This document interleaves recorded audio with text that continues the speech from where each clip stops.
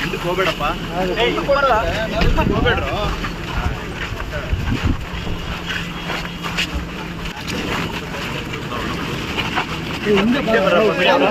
ಸ್ವಲ್ಪ ತಳ್ಳಾಡ್ಬಿಡ್ರಿ, ಸ್ವಲ್ಪ ಹಿಂದೆ ಬಂದ್ರಪ್ಪ.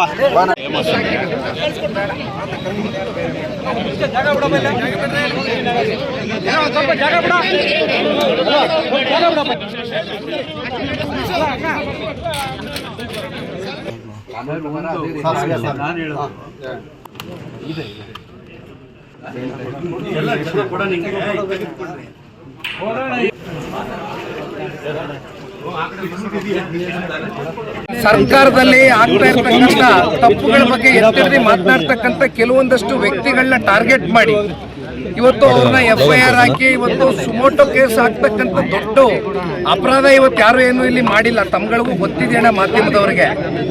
ಆದರೆ ಇದು ಟಾರ್ಗೆಟ್ ರಾಜಕಾರಣ ನಡೀತಾ ಇದೆ.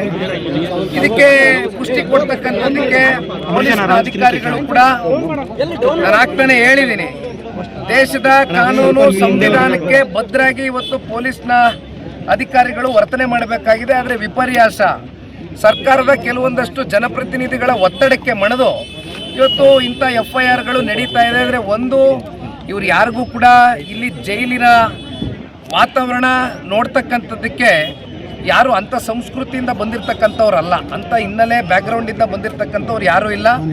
ಅವ್ರ ಕಣ್ಣಲ್ಲಿ ಒಂದು ನೋವಿದೆ, ಅವ್ರ ಕಣ್ಣಲ್ಲಿ ಒಂದು ಭಯವೂ ಕೂಡ ಕಾಡ್ತಾ ಇದೆ. ನಾನು ಇಲ್ಲ ಅಂತಕ್ಕಂಥದ್ದು ಹೇಳೋದಕ್ಕೆ ಇಚ್ಛೆ ಪಡೋದಿಲ್ಲ. ಯಾಕೆಂದರೆ ಯಾವುದೇ ಒಬ್ಬ ಒಳ್ಳೆಯ ಬದುಕನ್ನ ಕಟ್ಕೊಂಡಿರ್ತಕ್ಕಂಥ ವ್ಯಕ್ತಿ, ಗೌರವಯುತವಾಗಿ ಜೀವನ ಮಾಡಿರ್ತಕ್ಕಂಥ ಒಬ್ಬ ಸಾಮಾನ್ಯ ಪ್ರಜೆನ ಈ ರೀತಿ ಟಾರ್ಗೆಟ್ ಮಾಡಿ ನೀವು ಒಳಗಡೆ ಆಗ್ತಂಥ ಸಂದರ್ಭದಲ್ಲಿ ಅವನಲ್ಲಿ ಮತ್ತು ಅವರ ಕುಟುಂಬಸ್ಥರ ಮೇಲೆ ಯಾವ ರೀತಿ ಒಂದು ಆಘಾತ ಉಂಟಾಗಿದೆ ಅಂತಕ್ಕಂಥದ್ದು ಅವರಲ್ಲಿ ಒಂದು ಭಾವನೆಯನ್ನು ವ್ಯಕ್ತ ಆಗಿದೆ. ಹಾಗಾಗಿ ಇವತ್ತು ಅವ್ರಿಗೆ ಭೇಟಿ ಮಾಡಿ ನಮ್ಮ ಶಿಡ್ಲಘಟ್ಟ ರವಿ ಅಣ್ಣವರು, ಈ ಭಾಗದ ಶಾಸಕರು ಮತ್ತು ಮಾಜಿ ಶಾಸಕರಾಗಿರ್ತಕ್ಕಂಥ ಕೃಷ್ಣಾಡೆ ಸಾಹೇಬರು ಸೇರಿ ಅನೇಕ ಜನ ನಾವು ಮುಖಂಡರು ಬಂದು ಅವರಿಗೆ ಧೈರ್ಯವನ್ನು ತುಂಬಿದ್ದೇವೆ. ಅವ್ರ ಮನೆಗಳಿಗೆ ತೆರಳ್ತೇವೆ, ಅವರ ಕುಟುಂಬದ ಸದಸ್ಯರ ಜೊತೆನೂ ಕೂತು ಚರ್ಚೆ ಮಾಡ್ತೇವೆ. ಒಟ್ಟಾರೆಯಾಗಿ ಅವ್ರ ಧೈರ್ಯ ತುಂಬತಕ್ಕಂಥದ್ದಷ್ಟೇ ಅಲ್ಲ, ಅವ್ರ ಮನೆ ಮಕ್ಕಳನ್ನ ಅತಿ ಶೀಘ್ರದಲ್ಲೇ ವಾಪಸ್ಸು ಅವ್ರಿಗೆ ಮನೆಗೆ ಕರ್ಕೊಂಬರ್ತಕ್ಕಂಥದ್ದಕ್ಕೆ ಎಲ್ಲ ರೀತಿಯಾದಂಥ ಕಾನೂನಿನ ಅಡಿಯಲ್ಲಿ ವ್ಯವಸ್ಥೆ. 8 ಜನ ಇದ್ದಾರೆ, ಈಗ ಸದ್ಯಕ್ಕೆ 8 ಜನ ಇದ್ದಾರೆ, 9 ಜನ ಇದ್ದಾರೆ. ಇನ್ನ ಹೆಚ್ಚು ಕಮ್ಮಿ 150 ಜನರ ಮೇಲೆ FIR ದಾಖಲಾತಿ ಮಾಡಿದ್ದಾರೆ ಅಂತ ಹೇಳ್ತಾರೆ. ಆದ್ರೆ ಒಂದು ನಾವು ನೀವು ಅರ್ಥ ಮಾಡ್ಕೋಬೇಕಾಗಿರ್ತಕ್ಕಂಥದ್ದು, ಪ್ರಚೋದನಾಕಾರಿಯಾದಂತ ಹೇಳಿಕೆಗಳು ಕೊಟ್ಟು ಈ ರೀತಿ ಪ್ರಚೋದನೆಯನ್ನ ಮಾಡಿ ಉದ್ದೇಶಪೂರ್ವಕವಾಗಿ ಒಳಗಡೆ ಹಾಕ್ಸಿರ್ತಕ್ಕಂಥ ಆ ವ್ಯಕ್ತಿನ ಇಲ್ಲಿವರೆಗೂ ಕೂಡ ಯಾರು ಕೂಡ ಪ್ರಶ್ನೆ ಮಾಡ್ತಾ ಇಲ್ಲ.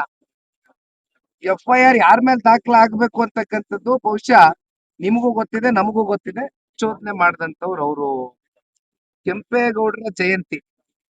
ಕೆಂಪೇಗೌಡರು ನಾಡಿನ ಪ್ರಭುಗಳು. ಅವರು ಯಾವತ್ತೂ ಒಂದು ಜಾತಿ, ಜನಾಂಗ, ಧರ್ಮಕ್ಕೆ ಸೀಮಿತವಾಗಿ ಬದುಕನ್ನ ಕಟ್ಕೊಡ್ಲಿಲ್ಲ. ಬದಲಾಗಿ ಎಲ್ರಿಗೂ ಕೂಡ ಸರ್ವ ಜನಾಂಗದ ನಾಯಕರಾಗಿ ಕೆಂಪೇಗೌಡರು ನಮ್ ಬೆಂಗಳೂರು ನಗರವನ್ನ ಕಟ್ಟಿದಂಥವ್ರು. ಅಲ್ಲಿ ಜಿಲ್ಲಾಡಳಿತ ಸಂಪೂರ್ಣವಾಗಿತ್ತಲ್ಲ, ಇದನ್ನ ಯಾಕೆ ಇಲ್ಲಿವರೆಗೂ ಪ್ರಚೋದನೆ ಮಾಡ್ತಕ್ಕಂಥದಕ್ಕೆ ಜಿಲ್ಲಾಡಳಿತ ಕಣ್ಮುಚ್ಚಿ ಕೂತಿತ್ತು ಅಂತಕ್ಕಂಥ ಒಂದು ಪ್ರಶ್ನೆಗೆ ಅವ್ರು ಉತ್ತರ ಕೊಡ್ಬೇಕು. ಪ್ರಚೋದನೆ ಅಂತ ತಾವು ಶಾಸಕರನ್ನ ನೋಡಿ, ನಾನೊಂದು ಮಾತಾಡ್ತೇನೆ. ಕೆಂಪೇಗೌಡರ ಜಯಂತಿ ಅಂದ್ರೆ ಸರ್ವ ಜನಾಂಗಕ್ಕೂ ಸ್ವಾಗತ ಇರ್ತಕ್ಕಂಥ ಜಯಂತಿ ಅಂತ ನಾನು ಈ ಕಡೆ ಮಾತಾಡ್ಬೇಕಾದ್ರೆ ಹೇಳಿದೀನಿ. ನಾನು ಇಲ್ಲಿ ಯಾವ ವ್ಯಕ್ತಿ ಬಗ್ಗೆನೂ ಮಾತಾಡೋದಕ್ಕೆ ಇಷ್ಟಪಡೋದಿಲ್ಲ. ನಾ ಮಾತಾಡಲ್ಲ, ಯಾವ ಕಾರಣಕ್ಕೂ ಮಾತನಾಡ್ತಕ್ಕಂಥವ್ರು ಮಾತನಾಡ್ತಾರೆ. ದಯವಿಟ್ಟು ನನಗೆ ಬೇರೆ